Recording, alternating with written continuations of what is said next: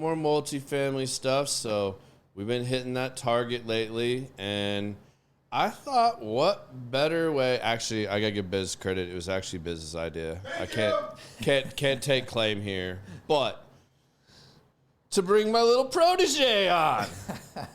So, you guys, welcome Austin Berry to the show. Austin is one of my estimators, the newest of the bunch. The rookie, the rook, or whatever we feel like calling him that week. You know, we come up with all kinds of nicknames for him. Yeah, definitely. Show him all the love. Got to be careful with what I wear, that's for sure. Yeah, definitely have to be careful with what you wear. Yep. Yeah, your generation wears some weird-ass shit, bro. And it's only getting worse. It's only getting worse. Yep. Truer words have not been spoken, I don't think. So, Austin, give everybody a little bit of background information about your story, where you're from, yada, yada, yada. You know, give them your 2-minute elevator pitch. 2-minute elevator pitch. Well, Austin Berry, born and raised in El Paso. Lived there for And we're going to dive into that too. Oh, heck yeah. Lived there for 29 years, and then I moved out here after I got divorced. Pull this back. After I got divorced, headed out here and worked a couple jobs briefly, met Garrett, and was blessed to join the Element team. Right on, man. Yeah, it's, it's funny how that all came together because we had met due to your aunt and uncle. Mm-hmm. Who I can't wait to jump on here. They better jump on here soon because I know your aunt's going to bust your shit on here for sure. I would imagine. And maybe your uncle too. I don't know. Yeah. We'll see. Hopefully. Yeah. There we go. Make sure they're getting it together. I don't know if they have good internet out there in the country, you know.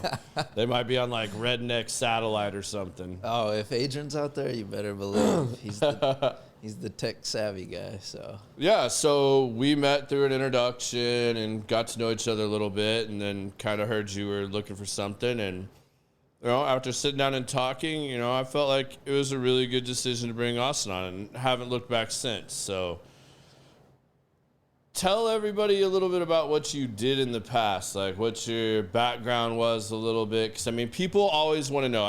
I literally got a call this afternoon coming back from an AAGD meeting asking me questions about estimating and training estimators and, do we outsource any of it, stuff like that. So what kind of led you down that path? What'd you start out in? Well, I got into construction when I was 25. I had a girlfriend at the time, and I wanted to get serious. Well, I was working dead-end jobs for a while, honestly. Yeah. Just working 2 jobs, working away. And I had a girlfriend at the time I wanted to get serious with, so I was like, I got to figure this out, So I thought, well, let me get into the trades. I'll get into construction. So started in construction. I worked as an electrical apprentice for a local company in El Paso. We had a HVAC department, a solar department, and a panel upgrade. We did a lot of panel upgrades. Yeah. So did that for a bit, and then that girlfriend turned into my wife, and then that wife turned into my ex-wife.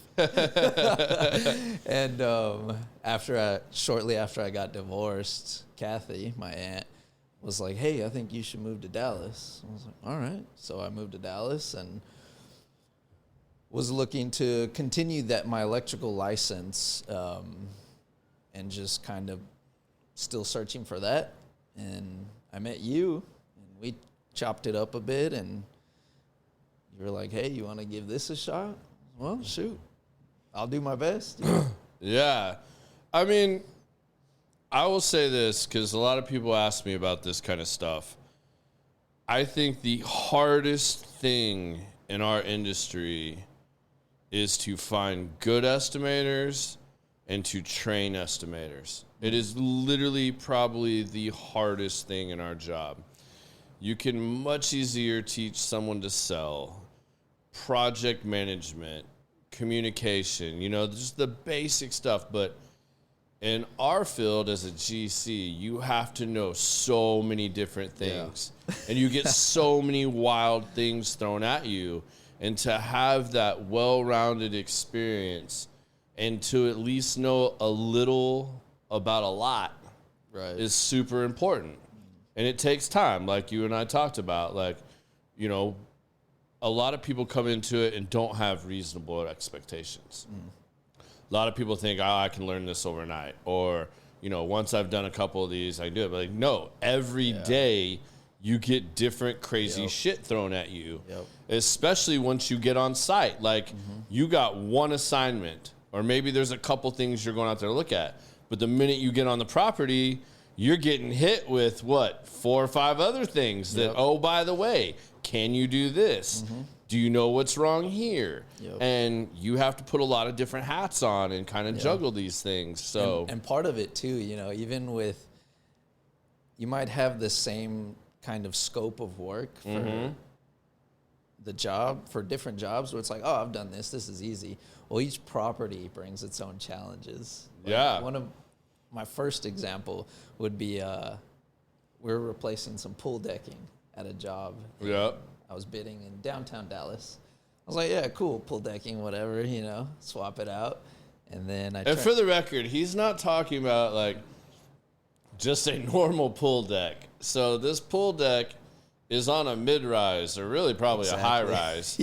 So, I mean, this is a suspended pool deck on a rooftop of a high-rise. This is not your normal walk out into an apartment in the back of the leasing office, concrete cookie-cutter pool deck. So I remember when I turned that job into you, you were like, well, how are we going to get the material up there? I was like, you know what, Garrett? That's a great question. The look on his face when I just asked him a real simple question. So, how did you get up there? How do you plan on taking 12 or 14-foot boards up and down? So, like, are we going to have a crane out here? Are we going to be able to take this up the service elevator, the freight elevator? You know, there's all kinds of little things that go into it. And I mean, it's just every day there's a challenge, whether it's how to get materials on, off, up, down. And then, you know, a lot of times we get asked to play detective on things. And that's a whole nother learning curve. So you got fans already. You have people. It's on YouTube though. His auntie's on here. Do I need to start? YouTube's usually So you got quiet. somebody named Mike Rivera. Oh, that's my boy. And then Jesus Chow. Who? Jesus Chow. So he already said, what's the best way to install a mini split? I have no idea what the hell that means, and I'm guessing that's a joke. No, you can. Or that's real. Or is that real? Like real? No, it's a real thing. Okay. But I'll defer that one to him. He's the professional in that department. Okay. He just wants me to fumble and look like a fool. So I'll wait back for his response to tell us how to properly do it then. And evidently, have you tried that before and failed miserably, or they just that he knows what he's the man? No, he's done it more than me. I didn't really work in that department. See, this is definitely a multifamily conversation. I'll stick to turntables and cameras. I mean, yeah, if you guys want to throw some stories out or other questions you want us to ask Austin, I'm all for that. That's the we green can light talk to about embarrass his him. choice of skinny jeans versus normal jeans, or how sometimes he likes to wear his girlfriend's pants. I mean, we can go wherever you guys want with this. I'm game to bust on him. Yeah. All right, so I interrupted you. So you were going somewhere, Garrett. I just wanted to let you know you do got people on YouTube that's checking you out. Yeah, and his auntie's on here. His auntie. There she is. The one and only. But yeah, each job there's so many nuances to each job, you know. Again, the scope of work could be the same, but each property brings its own challenge and whatnot. So it's definitely been a learning curve. Yeah, sure. and I mean, that's, you know, I think you came at the right time too, because we have a lot of very seasoned estimators at Element. Yeah, definitely. Quite frankly, most of them are very content doing what they do, how they do it. And they don't necessarily want my job, or they don't really want to move into sales. They're totally content being senior estimators and, you know, doing their thing. And they're really good at it. And, you know, but in the role that we were looking for with you was somebody that really wanted to grow and work their way up. And, you know, kind of the way I started my journey in this business. So I think you were just like the perfect fit at the right time. And while it was, you didn't have a huge background in construction. You had some, like you dabbled, like you said, electrical, HVAC. You kind of did a few things. I think you were even at the time when I first talked to you, you were doing roofing or roofing sales. You know, so you knew how to measure a roof. You know, you're dealing with gutters and stuff like that. So there was a lot of little things that, you know, would lead up to, you know, setting the stage for you. So we put him through some different training, and then he's literally, I mean, like, see, now you're at what, like almost a year and a half with us now? Almost a year and a half, yep. Yeah. So tell everybody what that's been like, you know, from like, what have you learned? What has that like process been like for you from your eyes? I mean, day one, I didn't have any expectations because I didn't know exactly what I was getting into. So I was like, all right, well, here we go. And well, and I also told you, it's going to be 2 or 3 years before you even have a clue what you're really doing and to feel really confident in what you're doing. Definitely. And so day one, he threw me over to Dan Denton, God rest his soul. Yeah. And I was working with him over at one of our fire jobs, and you got to learn from the dinosaur. Yeah, definitely. And he was great. You know, he's a character, so he was a hoot, and he put me on this job, and I was there, and I was like, oh man, all right, I got my work cut out for me. Let's check it out. So from there, you know, I shadowed Scott basically, and it was just, all right, soak it in. And I'd walk with Scott on every job and ask. To this day, I've probably asked Scott 1,000,001 questions. Yeah, it probably feels like he's adopted you, because I think I've had you with Scott more than anybody else. Oh, by I mean, far. you spent time with James and Hero. Yeah. You rode around with several of the project managers, but you know, that's just to kind of give you a well-rounded experience, you know, like putting you with the different project managers where you can see them start to finish on a job. You know, you're getting to see demo, the problem solving, the building back, you know, to try to get you to pick up on all the little nuances. Because if you can't see how something's built, how are you going to take it apart and rewrite the manual to tell someone how to build it back? Right, definitely. You know, so that's always a big focus when we start doing that with somebody. Yeah, definitely. Like, you know, building out my scopes. I mean, it's part of the learning curve, but definitely building out my scopes, I'd put something in there, and then, you know, it's like, okay, but you're missing X, Y, and Z. I'm like, oh, that's right, and it's all part of that. You can say it. Your boss is a little anal. You can say it. Scott says it all the time, not me. That's because Scott still can't change the damn date on his estimate. Old man problems. I know, and I picked up some of his bad habits. So. Yeah, you guys love your copy and paste features, and then you forget to change the little nuances. Yep, definitely. So, but no, it's been a learning curve, but it's been great, and slowly but surely just building up so I can turn in better scopes to you and to our clients and whatnot, and it's been good. Yeah, you got to go do your first DD. I did. Solo the other week. Yeah, which I was definitely nervous about. I was like, oh man, I'm going to find a way to screw this up somehow. So for those that don't know, DD is a due diligence when a client's looking at a new portfolio or a specific property that they're looking at taking over. A lot of times we get called in for our expertise to go walk with the client, start lining out the things that they want to do to fix, repair, modify, better the property, and we start constructing those bids for them. And sometimes, I mean, for what Austin was doing, it would be actually doing the bid work and putting that together for them, depending on how much time we have. There's also times where, like, I'll get the call and they maybe don't have time for all that, or they just want somebody to walk with them and confirm or share my opinions and thoughts and throw numbers at them as well to back up as what they're budgeting for this takeover of a property. So, yeah, Austin got sent down there, sent him right before Thanksgiving. He got to go down to Baytown, Texas. Good old Baytown. Got to go back down a little closer to home. And A little bit. Still quite a ways away, but seriously, Texas is too big. And it was funny because when I was down there, you're like, well, hey, you're going to Thanksgiving with your dad in Corpus Christi. I don't know if you know, but Corpus Christi was still 6 hours away.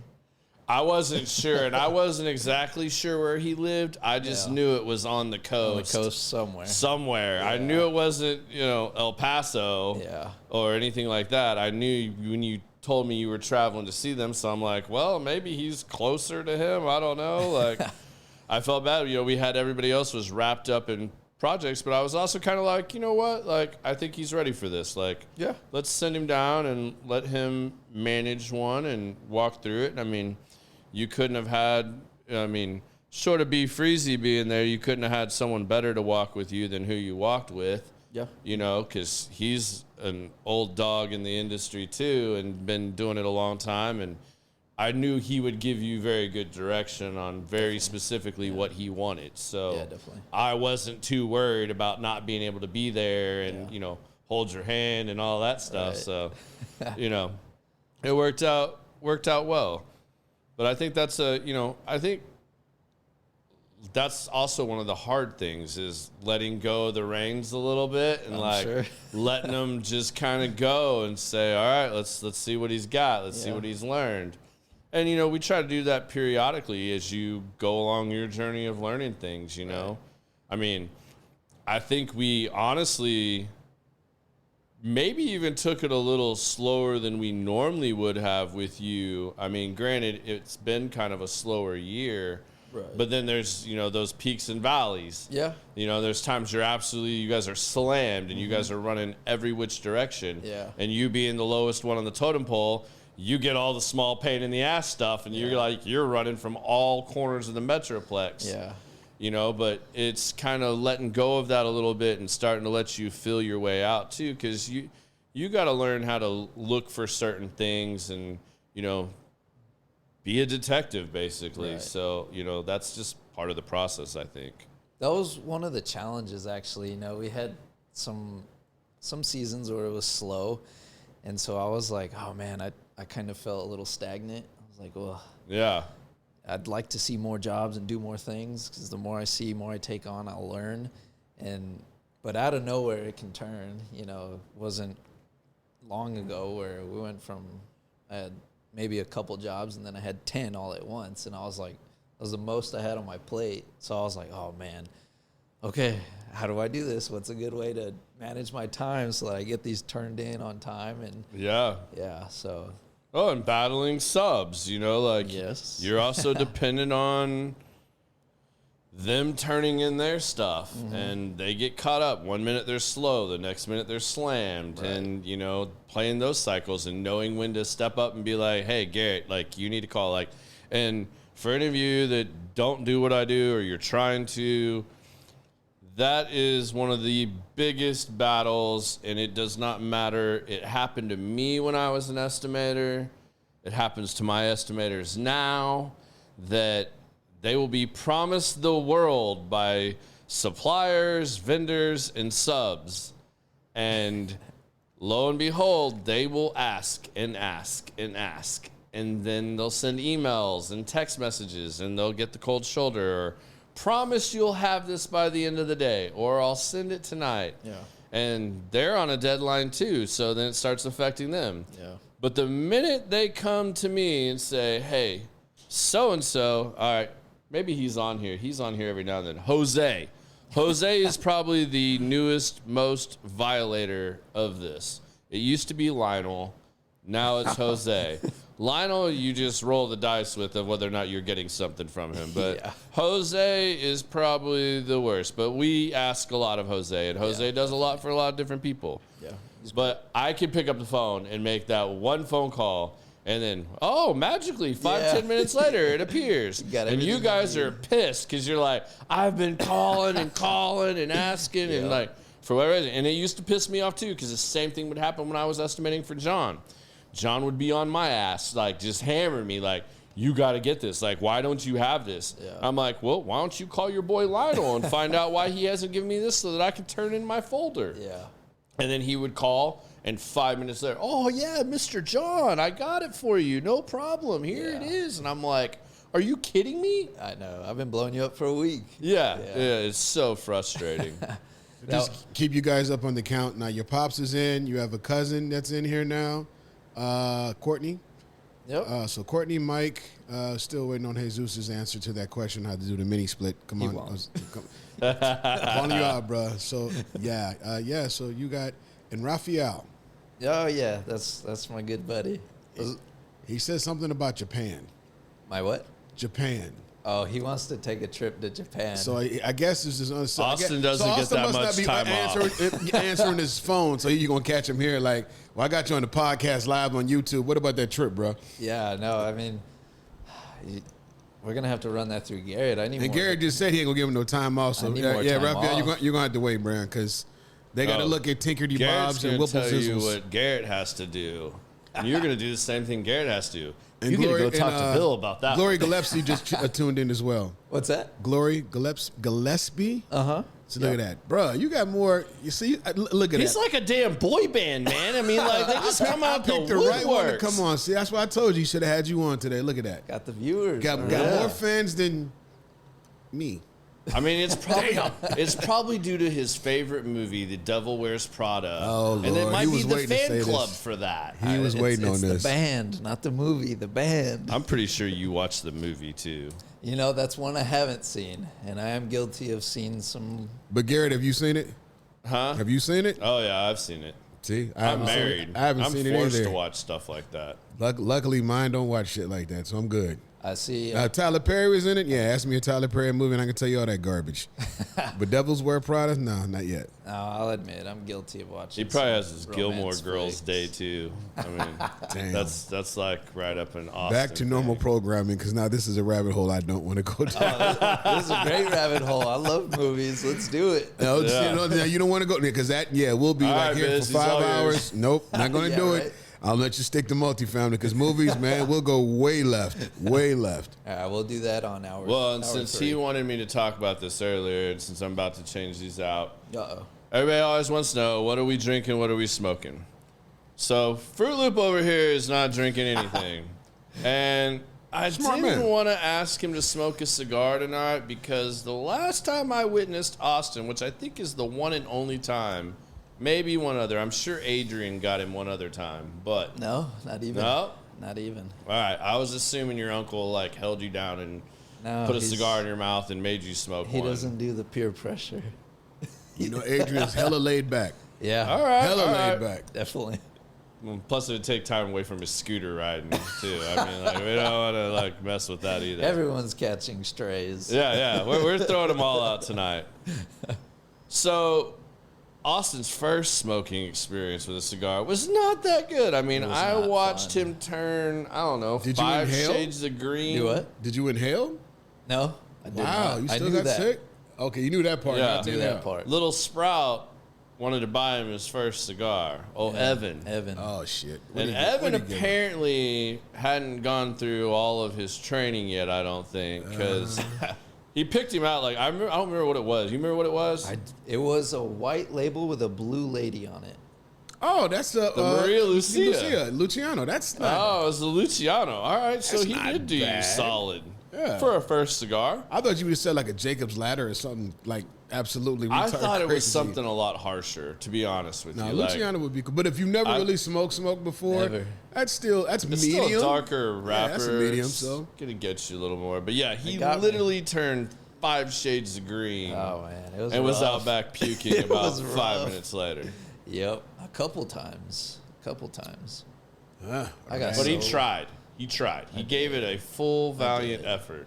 Yeah. So he's not smoking tonight. So as far as what I'm smoking on, this first one I started is the new a Cavalier, isn't it? LE Cavalier 2024 Black Limited Edition.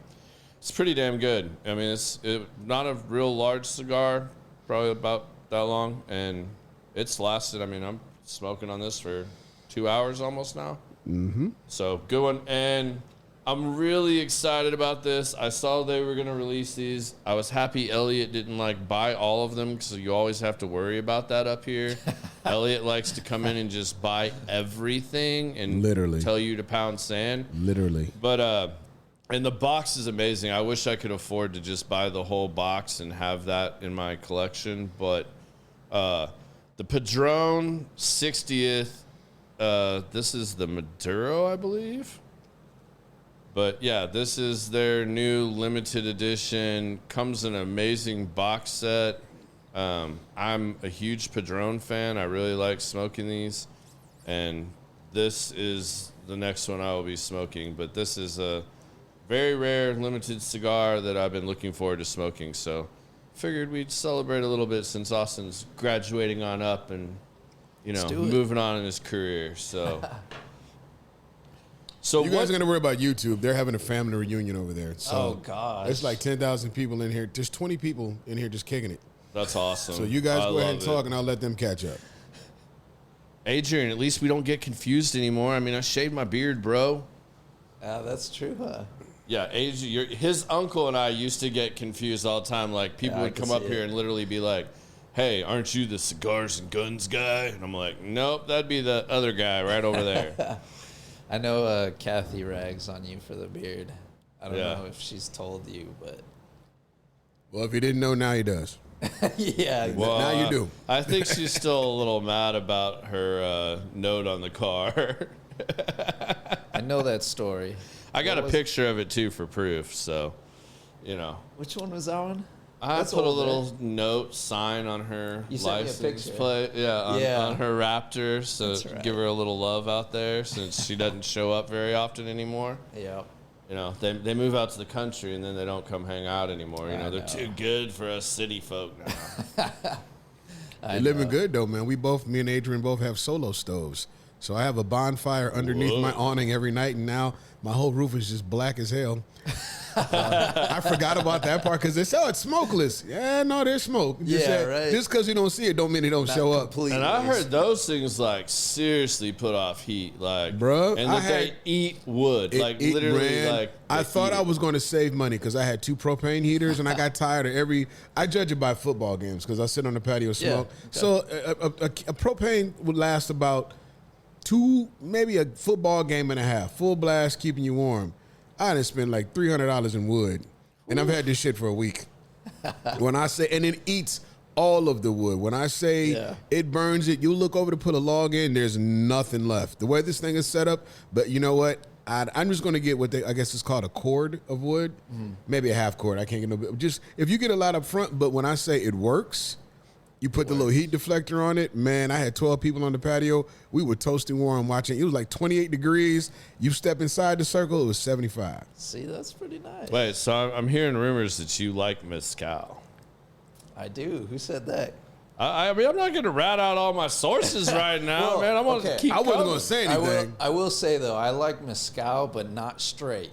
Because that night we all went to your house after we went to phone booth, right? Red phone booth, yeah. We went to phone booth, and then we went back to your place, and you got to flex your bar. Oh, yeah. You got to go see the man up on the hill over there. Yeah.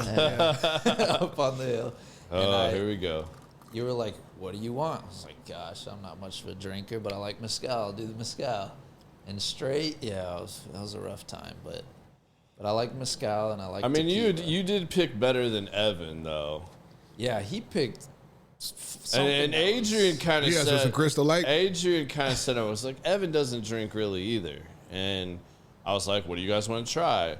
And Adrian starts eyeballing the Stag Junior, which is barrel-proof stuff, man. And I mean, I only have a few bottles of it, but the ones I do have, I think the lowest proof is like 139.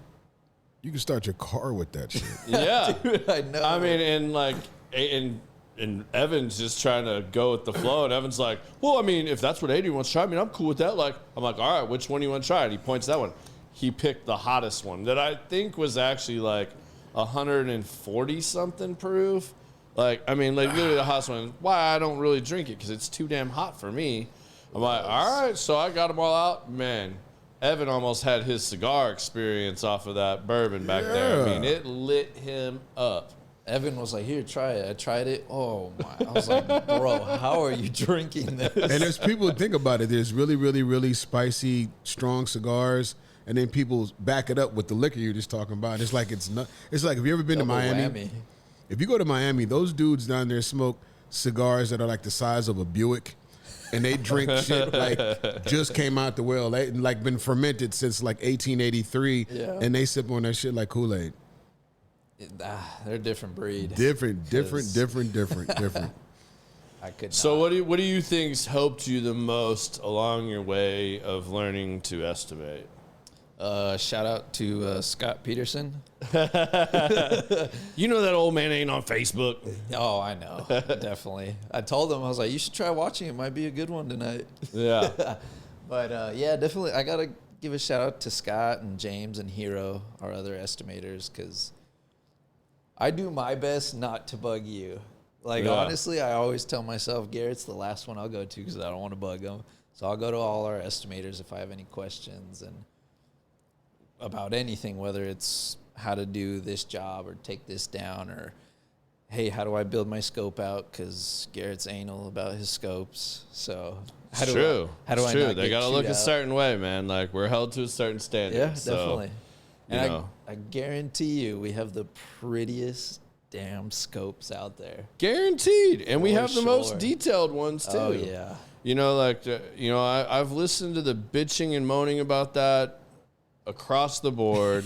I'm sure. From every sales guy we've hired to pretty much every estimator we've hired. I'm sure. I mean, you're literally creating an instruction manual Yeah, that's what I for a project manager that has never seen this job until it's sold, and now he's got to go get crews to go run this. Right. So he's got to be on the same page as you. So if your estimate sucks, guess what? The product we're giving the client is going to suck. Yep. Like, you leave too many variables in there. And, it's a known fact that Elements bids get used by our clients to give to other GCs because most of them want a God-honest, good scope that they know they can put out to bid. Yeah. And you know what? The way I look at it, what I keep telling a lot of these sales guys that have complained, bitched, and moaned about this is you should be honored that that's what they want to do with your scope. I mean, like, yeah, it sucks. Like, if you've been slacking on building your relationship with that client or, not servicing them well, not getting, their jobs done well, or you've been missing stuff, then, yeah, guess what? That's not that great of a thing. Yeah. But if you are putting out a good product, I kind of relish in the fact that, I'm okay with it. Like, clients want to send my scope out. Cool. Like, at least we're all bidding apples to apples now. The thing I hate the most is when a client sends me somebody else's bullshit scope that they walked an entire property for miscellaneous carpentry and paint, and it's a spreadsheet that is like 1 page long. And it literally says stuff like, remove and replace 2x6 fascia, 4,318 feet. And then it's 1x4 window trim, 2,463. Where? Like, do you know how much of this shit is on the property? Yeah. And once you replace the really bad, and now what's left is the in-between and what's good, guess what? They're going to go start hammering that in between because, well, why wasn't this here? Because that's now the worst thing they can see. Mm-hmm. So if you don't address these things or really know what they're wanting and you don't make it very clear, what ground do you have to stand on when you're trying to walk and punch this with a client? Yeah. So, I mean, I don't mind that they send our bids out for, bidding us out. Now, if that's all you do and you don't sign any jobs and do work, cool. We can end that relationship. That's not, but, there's a lot of hemming and hawing about that and, that other contractors get it in faster and, it doesn't take as long. Well, cool. If you just want to rush, sloppy, little quick job, cool, go with it. Yeah. And if it's lowest bid that wins anyways, we're not always going to be that guy. So you know what? That doesn't faze me. That doesn't really bother me when we're dealing with that, because to me, that's on me to sell. Right. That's not something you guys should be worried about. And the other sales guys should be taking that approach too and looking at those things, because at the end of the day, your quality, your communication, and how you handle things is going to supersede and trump all of that. a client will wait a few extra days to know that what they're getting is on point, legit, clear, and precise, and on what they want. Yeah. Versus like, I still don't understand this. Brian, feel free to jump on this one if you want. But like, I don't understand how any client could approve or feel comfortable signing off on a large 6-figure or even 7-figure bid that is a few pages long. I mean, like, how do you even know what all you're getting in that realm? You're just going to trust that everything's in there? I mean, I'm sorry. Like, I wouldn't want to write a contract. I personally wouldn't sign a contract on something like that. Like, it just doesn't make sense to me. Yeah, definitely. But a lot of our competitors do that. I mean, like, a lot of estimators will go out there and they will average buildings. When you're talking about miscellaneous carpentry, they will walk 1 or 2, maybe 3 buildings, get like one of each building type at least, and they will average it out, and then they will just project that across. They'll turn in a bid and go, here you go. Yeah. There's our number. Yeah. And I mean, like, yeah, sometimes quickest in, could be quickest out too. Yeah, definitely. And I'm out there walking every building, every elevation of it, all of it. I mean, some of that sucks, but like, the project managers and the clients don't have to really question. Honestly, how often do you have a project manager come and pull you in and go, Austin, I don't understand your bid? Like, no, you've been here a year and a half. How many times has that happened, even on small stuff? Maybe 3 times. Yeah. Maybe. Yeah, a couple times. Yeah. And it was more over something probably really silly that just like, hey, we're more kind of turned mistake. around, or yeah. you wrote the wrong, you thought it was the east elevation, it's the west, something like that. That's what I imagine probably happens the majority of the time. But like, that to me is more important than you guys like trying to go for quantity. Like, I'll take quality, and as long as you guys are communicating with me, just like I've told you guys all along, you communicate with me of what your hang-ups, time frames are, to where I can relay that to the client and leave them with a realistic expectation. And as long as we stay to that, cool. 90% of the clients, when you call them and say, hey, man, literally, Brian's on here right now. Your deal Monday. We're still waiting on a few bids. Like, you have it all typed up. It's ready to go. You're still just chasing down a few things. And we put heat on people today. I was trying to have it ready for Brian tomorrow. I don't think that it's all going to come in and that I'll have enough time tomorrow to get all that done. So I told him, like, hey, Monday, you'll have it before lunch. Oh, Brian's like, cool, man. I really need it as soon as possible. If you get it to me sooner, great. But, like, that's not an issue when you can communicate up front. Everybody wants something quicker, faster now. But what does that cost you, too, if you're just slamming something through like that? Because, you're not talking about small stuff when you're talking about a DD or a big job like that. Yeah, definitely. Got to have a little more focus to it. I think the good part about me coming in with no experience in the multifamily is because, as you say, you hear a lot of people complain about building our scopes the way that we do. Mm-hmm. I had no expectation or no experience. So you knew no other way. Yeah, for me, that was the standard. I was like, oh, okay, well, this is it. Even the school we sent you to learn some stuff. Mm-hmm. And I think this is really makes the majority of the people that I know are really successful in our industry and really good on the construction side, whether it's estimating, sales. Most of those guys have some kind of insurance background. Not always, but a good portion of the time. Mm. Because the insurance, when you're dealing with a residential house, it's essentially the same thing. Basically. You're just making a smaller house and putting a bunch of them together. Yeah. For the most part. But all the construction principles and stuff are really the same. Mm-hmm. So I think that really tends to lend to people that are really good at that stuff. You have to do a lot of problem solving. You're figuring out coverage. What caused this? Is this related? So you start that analytical process of that. So that's why we choose to send you guys to the school we send you to, is because that's where insurance companies send their adjusters when they're training them for the field. Mm-hmm.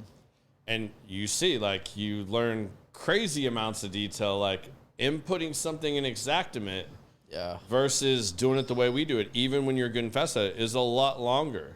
There's a definitely. lot more little pieces because of how that program breaks things down. Yeah. So that changes the game too. Mm-hmm. And it helps. Well, what helps is being on the job more and seeing jobs. Because one of my things early on was, you might send me out to do a job where, hey, this concrete's busted on this balcony. Okay, well, I get out there. Cool, easy, Let's replace the balcony concrete.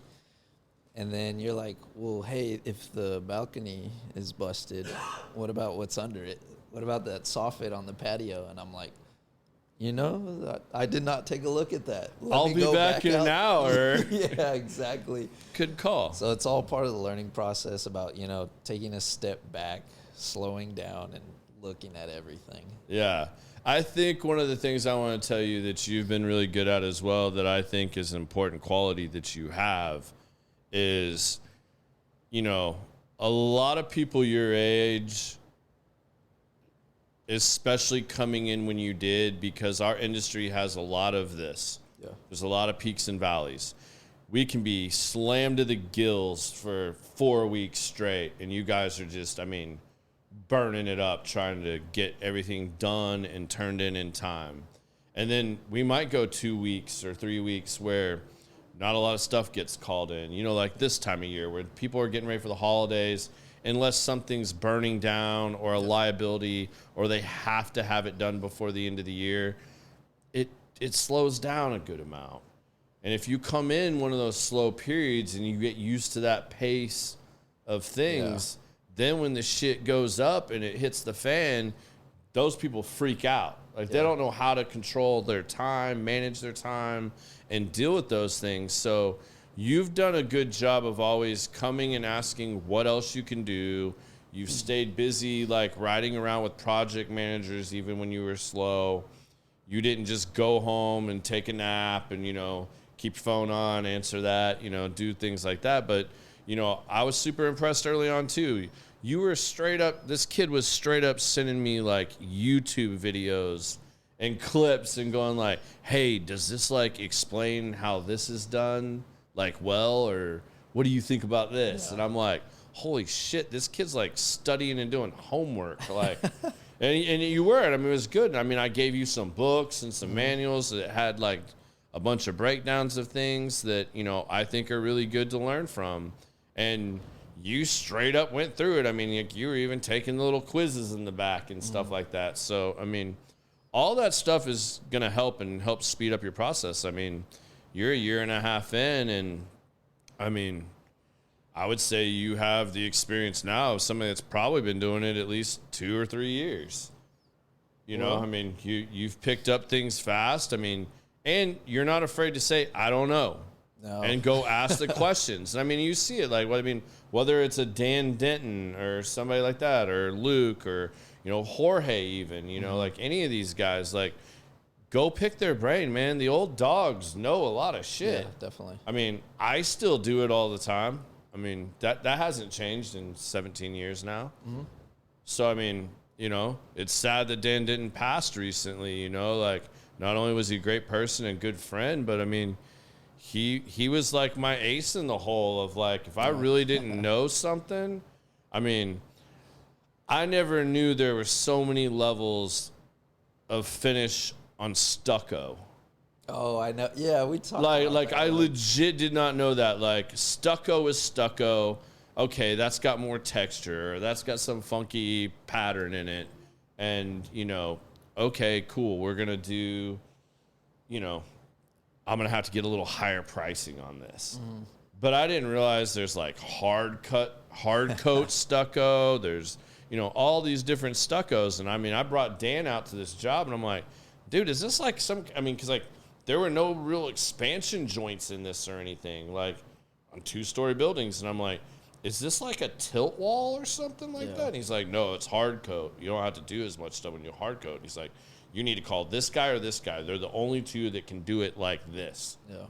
And sure as shit. And like, thank God I did that, because if we'd have priced that job at regular stucco, even on a higher end, we'd have lost our ass because like that application was literally like $8-9 more square foot. Stucco's already expensive, but I mean, like, it was significantly higher. So, I mean, I think everybody has to have that, like, childlike curiosity if you're going to do something like that, and not be afraid to sound dumb or ask questions.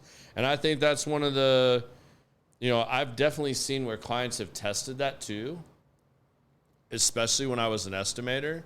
If you don't know the answer, do not ever, and I've told you this many times, I know you know the answer to this, don't bullshit your way through it. Yeah.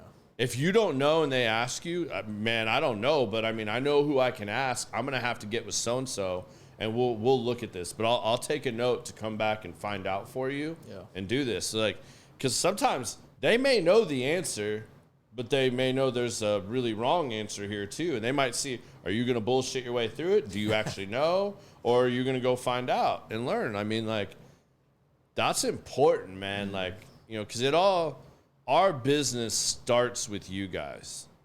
Right. You know, and I've told you guys that from the get-go that, you know, and it's the same thing. I have conversations with the project managers too, because as a GC, what we're selling is the ability to manage your job that you don't have the time or bandwidth to handle, or maybe you just want one person to do it and you want to be able to, you know, just deal with that one person. Yeah. You don't want to be managing all the moving pieces. So like, that's literally what we're hired to do. So like, first of all, we're selling project management. Then it's the individual jobs within that they're managing. So, and you guys are literally what starts that whole process. From the time the call comes in, you guys are the one writing that scope of work and figuring out what really has to be done. Yeah. You guys write a shitty scope, they're going to run a shitty job. Yeah. You guys leave a bunch of stuff out, well, we're either eating it or they're having to figure out ways to make it work. Mm-hmm. So, I mean, it really starts and stops with you guys, like right out the gate. So that's why I said hiring and training a good estimator is literally probably the hardest thing in our industry. Yeah, and I can see it. You know, one of my biggest things when I first started was, oh man, I got to be missing something here. So now we're gonna have to. You were very gun shy. Eat up any profits or something. You know, I'm missing something. Or then once I got a little better about adding onto my scope and adding everything that I needed, I was like, oh, well, now I added too much. Now we're gonna overbid it, and you know, that was definitely one of my biggest concerns. I mean, I think one of my favorite things, it still is, but like especially early on, was coming and like you would turn something in and you'd be like, okay, I think this, blah blah blah blah blah. There's a picture in here, just like you asked me. There's all this, so I think I got it all, but let me know if I missed something. Yeah. All right, cool. And then I would like come and just ask you a question, and like that's literally all I had to do was ask you the question, and you're like, oh shit. Yep. I gotta go back out here. I gotta go look at this. Like, all right, I definitely know I did not like think about that. Mm-hmm. Or like, hey man, like if you're taking all of this off, how are you going to get to that without doing this? Right. You know, and I mean, like some of that, and I mean, in all honesty, a lot of people also, thank you.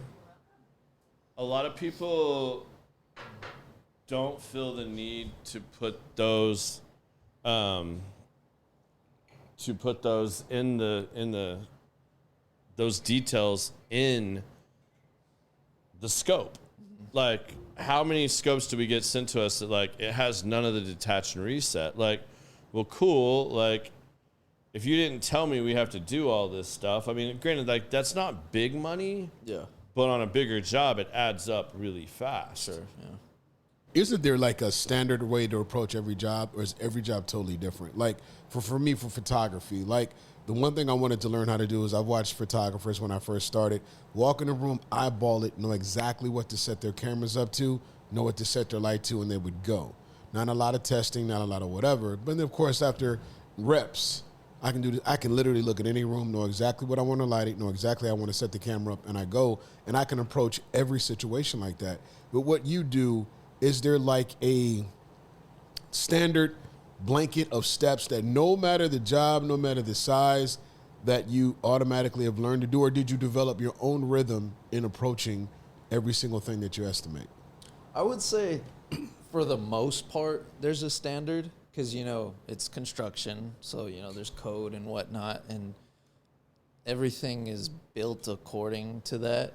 So there's a standard, but with each property brings its own challenges, just, the layout, or if it's a mid-rise or high-rise, that'll bring its own challenges. So I think there is a standard, but... Well, it's also getting enough information from the client and knowing what their expectations are. And in multifamily, there's grades of properties. There's A properties, there's high A, low A, there's B, C, D properties. And so if you go with Garrett on one versus somebody else, have you noticed that they have a different approach? Like just the several guys that you shadowed and everything. So come on, young buck, let me show you how the real guys do it. And they'll do shit that don't even look standard by the book, but they get it done. I'm not saying they're skipping any details, but it's just like when you go with the old head, somebody that's been there, everybody has their own way of approaching it.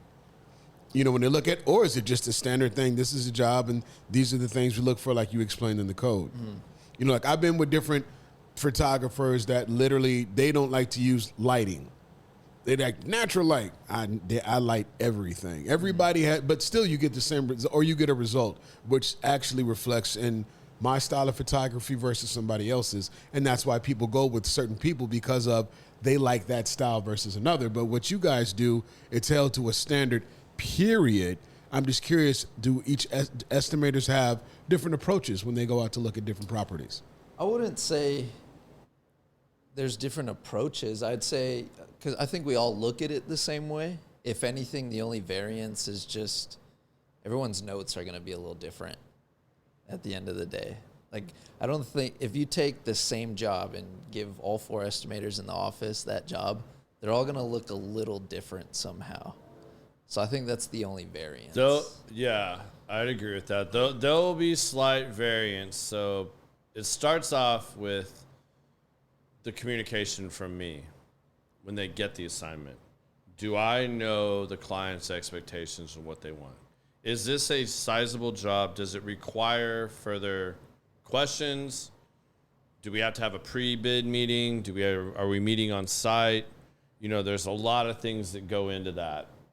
But if I set the stage and I know the client's expectations, Brian's a great example.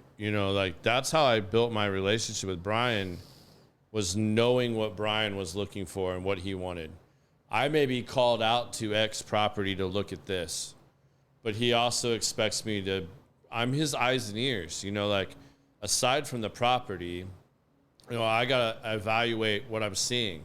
If there's other things that they don't know about, or I walk past a major liability that needs to be addressed, you got to bring that up. You got to say something about it. You got to point it out, because first of all, he's not going to be mad at you for bringing that up and saying like, hey man, I got this. Here's your bid for what you asked me to. But oh, by the way, this is a big thing you need to look at or start thinking about, or here's this issue. This is a major liability. He ain't going to get mad at you and chew you out, guarantee you. He's going to be mad at the property personnel that's working on it, that sees that shit every day, that hasn't said anything about it and hasn't taken the time to notice that they have this major issue, and everybody's just turned a blind eye to it. So, that kind of answers your question in that regard. But, every one of us could go walk a building and we're all going to see things a little differently. That's why the detail is so important. It's just like punching a building. I could have my project manager run in the carpentry. He could follow the scope. And we have some contingencies and we take care of certain little things until that gets exhausted or, becomes an issue. But sometimes the client says they only want the worst of the worst. But again, like I was saying earlier, once you take away the really bad, that in between that at the time you were okay with because you didn't want to replace everything, and you have this good stuff over here, you have the in between, and then you have this needs to be handled. Once you take that away, that needs to be handled, now the worst thing, you're looking brand new, okay, and that in between now, well, why wasn't that taken care of? Well, because on this elevation, what we went to contract for was we were doing 24 feet of 2x8 fascia, you know, so there's two 12-foot sticks. Like, all right, you're good. Like, that's now if you want us to take it further and do more, happy to do it if you want to approve that supplement, you know. But yeah, literally almost everybody could walk it a little differently. And each estimator is going to put things in different order. Like when we train them, it's just like James is a perfect example. James is going to start at the ceiling and work his way down. That's how he was taught in insurance, like especially on an interior. And he's just going to start writing those things up, like all the way down, like just building everything down. Some other people do the exact opposite. I usually go floor up. I mean, I'll start off picking out the basics. I think if you get in the habit of what I tell you guys is walk one building a certain way, and like I list out all the different substrates, and then I'll hit those, and then it's just copying. Yeah. And then when you go to type it all up, you're staying in that same order constantly, and you can copy and paste and change numbers and stuff like that. So there's lots of tricks. And I tell you guys, like, if you have a better way of doing it, not against it. By all means, try it. But if you do it my way and you mess something up, I can probably reverse engineer that, or I've made that mistake and I can help you fix it. But if you do it your own way and you do some fancy shit, like you download Matterport and you're trying to like estimate a room off of Matterport and you're counting on all of its calculations and you have no real data to back it up, like that goes south, that's on you, bro. I mean, I can't help you with that. I've never used that damn program. Yeah. I mean, I can't think of another example really, but I mean, yeah, that's...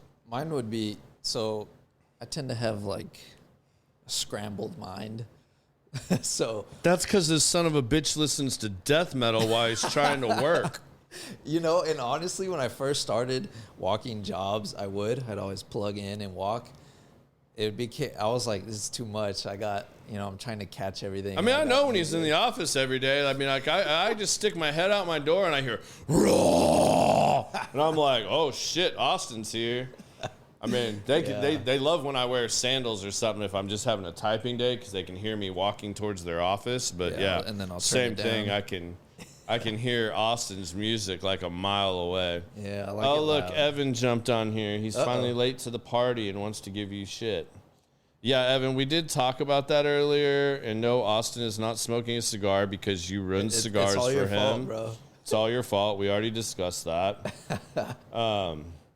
And he said you did say at one point you would never do a podcast. He's calling you out. I don't know if I said never. He's calling you out. I said it might be hard just because I'm kind of low key. But yeah, the way that I walk a job is, for me, I like to categorize it.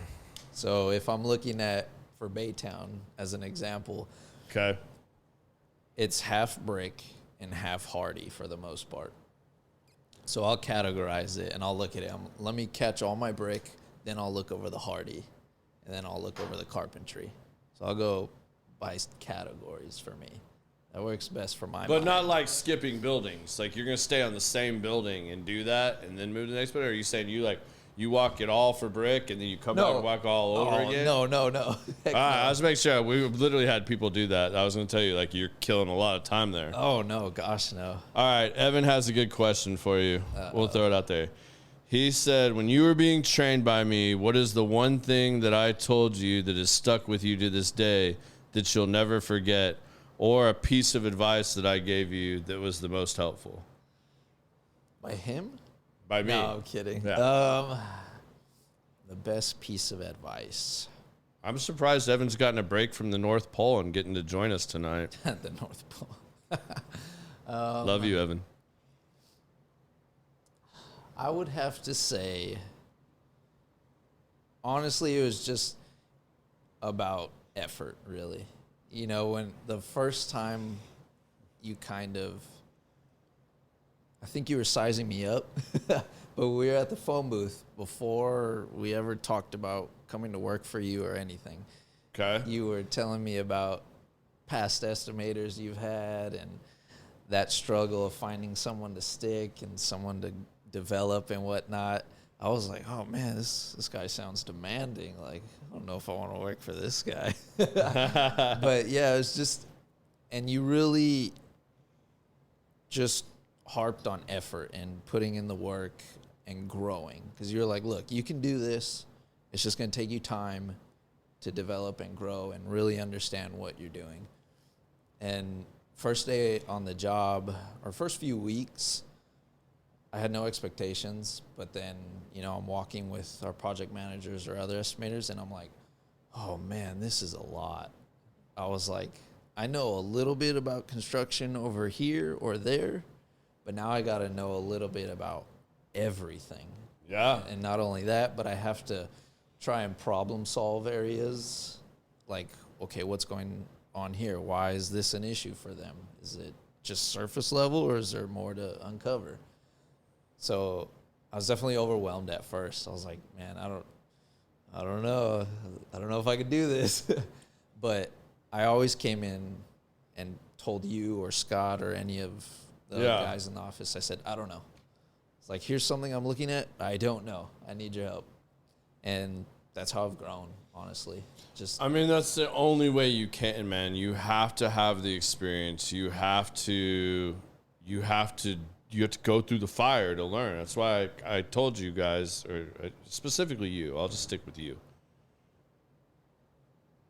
It's not, no matter how hard of an effort you put in, it's not going to happen overnight. yeah.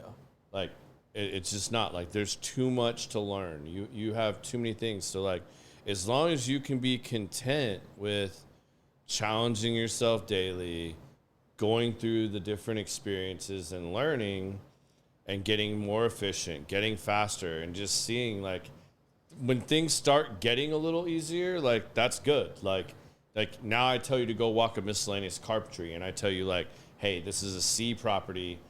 We're going to take this to a B. You know what I mean. Yeah. You didn't know that 8 months ago. No.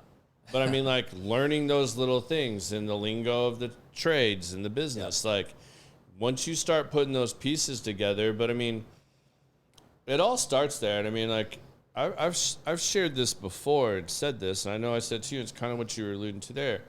It wasn't so much feeling you out or sizing you up so much on that is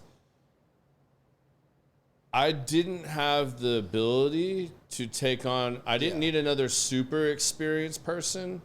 I wanted somebody that I could groom and teach them the way that it should be done, that didn't have all these preconceived notions, that really was hungry to learn, wanted to make a career move, because you can't do it. I mean, like, I didn't start out where I am today. I mean, like, today I'd probably say I'm a partner in the business. I started out as an estimator. And I mean, I've, like, steadily worked up and built my team, you know, so it's something I'm proud of. But, like, not everybody sees that or can relate to that too.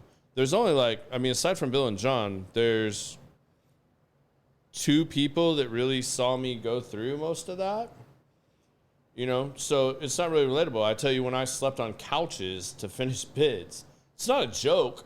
Like, I legit had to do that. Like, we don't force you guys to work overtime, but if it's what's needed to meet a project deadline or get it done, like, you're going to have to do what you have to do. Yeah. And that kind of shows the initiative and the drive of where you're trying to go. Because, I mean, you can make of this whatever you want, you know?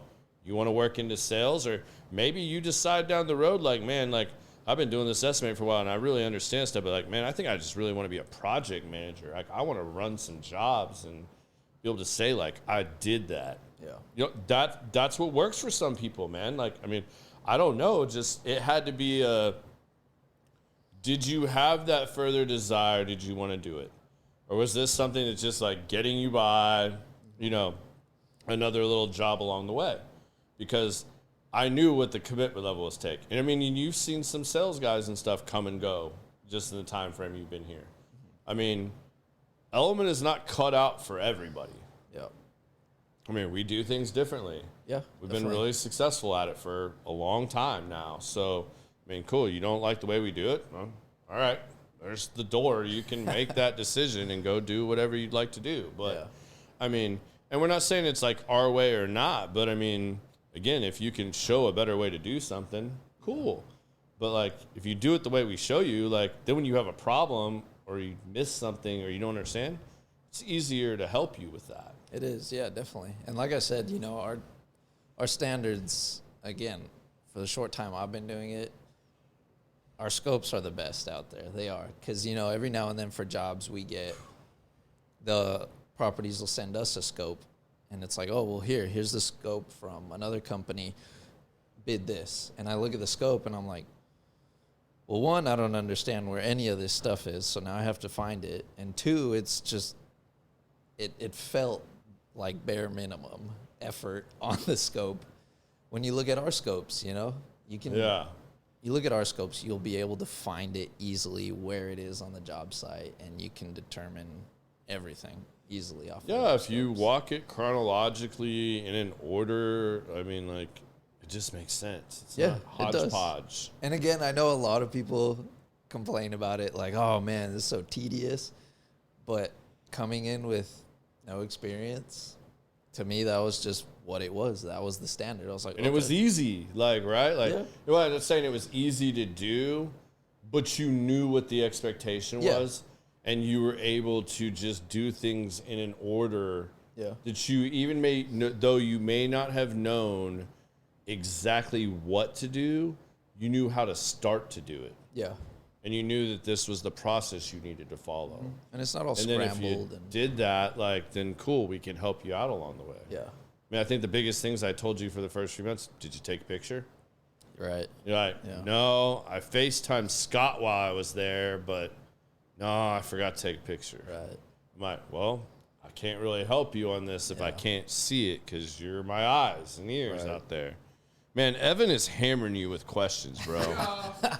I mean, like, holy shit, your fan club's getting lively. All right, let's go. Evan would like to know what the greatest life lesson you have learned that you wish you could tell your younger self. Mr. Philosophical Evan for you. Oh, gosh, Evan. It's going to tug at the heartstrings or something that I could go back and tell myself. Not to steal summer skinny pants.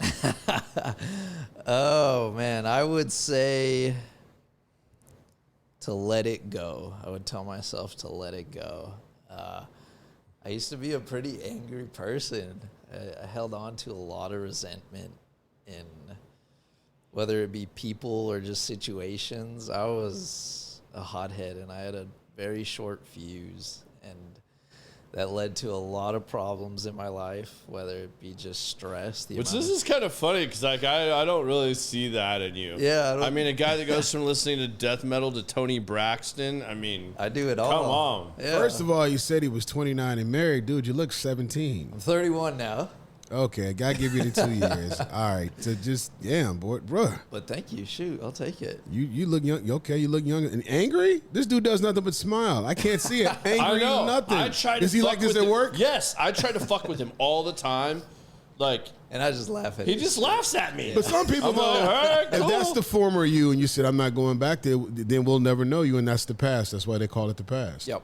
Yeah. You left that person back wherever you left him, so I'm happy. I'm trying. I'm still trying. You know, I'm learning to. Well, you're doing a good job. You're doing a good job, man. Control those emotions. All right, Kat, I got you. Yeah, definitely to just let things go. All right, now answer this honestly. Uh-oh. Right. Because I don't want to think I'm bullshit. This is live. No repercussions. You answer this honestly. I mean, I hope you give me some good feedback. I know what he's about to ask you now. Yeah. She wants to know what kind of boss I am. What kind of boss you are? I don't know. I never talk to him. I ignore him all the time. I just That's go half in there. True. Yeah, That's half true. I he try does not hide. to bug Garrett. Only time I'll go into Garrett's office is if I have a question that's related to his end of the spectrum and what he wants me to do on my scope, or that's it. Stay off the radar. Or I'll turn in my folder and, hey, here you go. Yeah, I mean, I can think about the things you come and ask me is like, not that you answered the question yet, but time management. I mean, that's probably the bigger thing that you come to me for that I can think of. And I mean, like, I like that you're going and asking the other estimators. And then it's funny because you and Scott come in like two little teenage girls and you're like, okay, well, he talked to me about this, and I told him I thought this, but we should check with you and see which way. And I'm like, all right, cool, I got you guys. Yeah. Or I'll pick Scott's brain. I'm like, hey, how do you think Garrett will like this? But okay, to answer it, I don't know. You don't micromanage. That's for damn sure. So I mean, you're easy to work with. I think personally, and if I have questions, you ask them. You don't, put me down about it like I should know everything. And to me, you're easy to work with, I would say. All right. Well, I mean, your aunt wanted to know. A little picky on what he's demanding on the scopes and how everything should be. Yeah. Uppercase every other letter and highlight here or there. That's on certain things, but I had to go across the board because people couldn't figure out how to use the function. I mean, like, honestly, that started with Hero. Hero threw the biggest fit about that you can possibly imagine. I'm not surprised. And was like, I'm not doing this shit. Yeah, because that's what he says. I'm not doing this shit. And I'm like, I'm not used to like someone that reports to me telling me like I'm not doing this shit. Like, all right, I gotta start doing that. You do realize that like you can highlight this shit, and there's a button you can push. I know. It does it for you. Yeah, and it's funny. I'm not gonna lie. And he was like, I'm still not doing it. I'm like, all right, fine. If that's the only thing I can't get you to do, I will highlight all your shit that's supposed to be like this and push the button for you. Yeah. And it's funny because I didn't know about the button until a little bit of effort putting in my scopes. But before, it was always my pinky on the caps lock, typing every letter. And then I learned about the button. It's like, dude, just highlight all of it and push the button. Have you watched Scott type? Oh, my God. I don't know how he types as fast as he does. But it's literally like the old man things. Yeah, like just two fingers. And I'm like, whenever he has bigger scopes, I'm like, dude, these scopes probably take you twice as long for me to do. It sucks. Because he's like, yeah, I'm going to go home and type for 3 hours. I'm like, dude. Yeah. Give it to me. I'll type it. Yeah, give it to me. I'll type it for you. Yeah. You go do the legwork and tell me what I need to type, and I'll do that. I mean, I literally, like, I've offered to get him a type program. Like, he's just, like, set in his way, and he is like the old man Jones. two-finger army over there, man. What's his fault? Oh, he's probably talking about why I'm so anal about my bids and the way they look. I mean, to be honest, like, this goes back to, like, me as a kid, honestly. Like, I've gotten made fun about my handwriting my entire life. I'm not kidding you. My mother has the most impressive cursive handwriting and calligraphy you can imagine. So when I needed to sign something that I didn't want to ask my mom to sign when my dad was out of town, I had to learn how to like copy her style of writing. And if you ever see my mother's signature, man, like you see those things on Facebook where it gives you an ad of like, we'll create you a signature. That's the shit my mom's looks like. I mean, like, it's amazing. So I had to like practice that shit and get her stuff down. So in return, I got really amazing handwriting, and my friends all make fun of me that I write like a girl. And what's funny is my wife writes like a doctor writing your prescription on an RX card. I mean, it's like, yeah. I'm like, what the hell does that say? And I'm like, and it's just funny. But I mean, so I took a lot of classes like that and stuff. And I mean, John and I used to go to war, and that's probably what Brian's laughing about on here now, is when I was John's estimator, and not to harp on John, because John's just as bad as I am about wanting it done his way. I bet, yeah. But to me, like when John would do his, I'm like, this looks like a third grader did the formatting on this and sent it in. Like, this doesn't look clean, crisp, clear. Like, there's not divisions. Like, there's a reason there is bold and underlining and italics. Like, you can present things to where it is very clear. It breaks up things. Yeah. Especially, not that I think many clients other than Brian and a few that I can name actually read the whole damn scope. They turn to the last page, look at the dollar, and they go. Now, before they go to contract, some of them will go back through it, but like they're not going page by page and looking at this shit. Yeah. And like when you're going through a 40 or 60 page scope, something's kind of got to break your eyesight, your eye line on. I mean, it's got to be just like shooting for you with photography. Like you got to so like, yes. I mean, John would like get so mad at me and he'd be like, just type it this way. I'm like, cool, I'm going to give it to you this way. If you want to change it back to where it looks like a third grader sent this to your clients, go right ahead, bro. I'm cool with it. Like, but I guarantee you mine looks better. You can take a poll and they will tell you that my scope looks better. Yeah. Like, same exact scope, but I guarantee you mine looks better, presentation-wise. Yeah. And presentation matters sometimes, especially, like I said, when you're asking somebody to sit there and go through a big-ass scope, that, to me, that stuff's important. Like, that's attention to detail. And it looks professional. Right. So, like, I mean, like, I don't understand why this is something I have fought ever since I've been from Estimator to now. I mean, I have estimators tell me to piss off. Like, I'm not doing it. I don't want to do this. And I'm like, cool. Or like, James always misses the semicolon and the dashes up and swaps all that stuff around. And I have to go through there and change it. It drives me mad. I think I've gotten better at that. Oh, yeah, you're solid. You got yours down. Like, I made sure you had the right templates and stuff that got that straight for you. So, I mean, like, again, it's presentation. I mean... And yes, I'm a little OCD, anal when it comes to that stuff. I mean, I know it. I'll try to run from it or hide it. Like, it's just kind of like, hey, I mean, either you're going to listen to me, come back to you and tell you, like, just time and time again, or we can just do this.